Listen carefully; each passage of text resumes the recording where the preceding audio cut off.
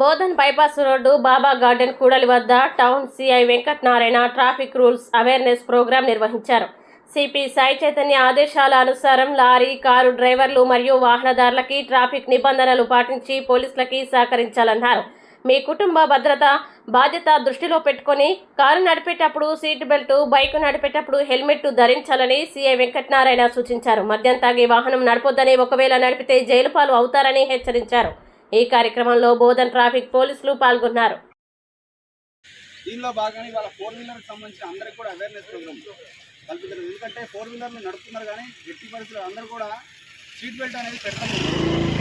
Seat belt అనేది పెడితే ఏదైనా కానీ మనకి ఏదైనా సడన్ బ్రేక్ వేసినా కానీ, లేకపోతే ఆపోజిట్ వెహికల్ గుద్దినా కానీ ఇమీడియట్ ఆ సీట్ బెల్ట్ ఉండటం వల్ల మనకి ఎట్టి పరిస్థితుల్లో కూడా మనకి వెహికల్ డ్యామేజ్ అయితే తప్ప మన వ్యక్తులకు మాత్రం ఎటువంటి డ్యామేజ్ ప్రమాదం చేయకూడదని చెప్పేసి వేరే ప్రోగ్రామ్ తీసుకోవడం జరిగింది. దీనిలో భాగంగా అందరూ కూడా కారు నడిపేటటువంటి డ్రైవర్ సీట్లో ఉన్న వ్యక్తితో పాటు అందరూ కూర్చున్న ప్రతి ఒక్కళ్ళు కూడా వెనక సీట్లో కూర్చున్నా, ముందు సీట్లో కూర్చున్నా అందరూ కూడా కంపల్సరీగా సీట్ బెల్ట్ అనేది ధరించాలి.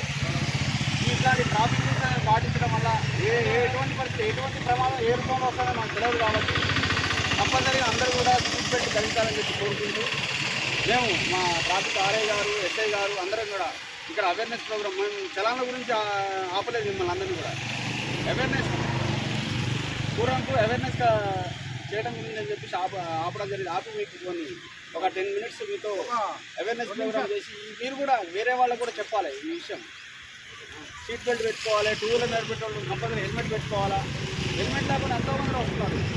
అంటే వాళ్ళ సేఫ్టీ గురించి కూడా ఆలోచించాలి. ఎందుకంటే వాళ్ళ ఇంట్లో చాలా ఫ్యామిలీ ఉంటుంది. మన ఫ్యామిలీ అందరూ కూడా కార్లో వచ్చినా కానీ మన ఫ్యామిలీ మన గురించి ఎంతోమంది మనం ఎదుర్కొంటున్నాం. మన కోసం మనకేదైనా అయితే మనం అనవసరంగా మన ఫ్యామిలీ అంతా రోడ్డు మీదకి వస్తుంది కాబట్టి మనమే సంపాదించే వ్యక్తులు మనకేదైనా యాక్సిడెంట్ అయ్యి మనం రోడ్డు మీద హాస్పిటల్ పాలైతే మనల్ని చూసినోడు ఎవరు ఉండడు, మన ఫ్యామిలీని చూసినోడు ఎవరు ఉండడు. కాబట్టి కొద్దిగా అర్థం చేసుకొని మీరందరూ కూడా 2 వీలర్ నడిపేటోళ్ళు కంపల్సరీ హెల్మెట్ పెట్టుకోవాలా. 4 వీలర్ నడిపే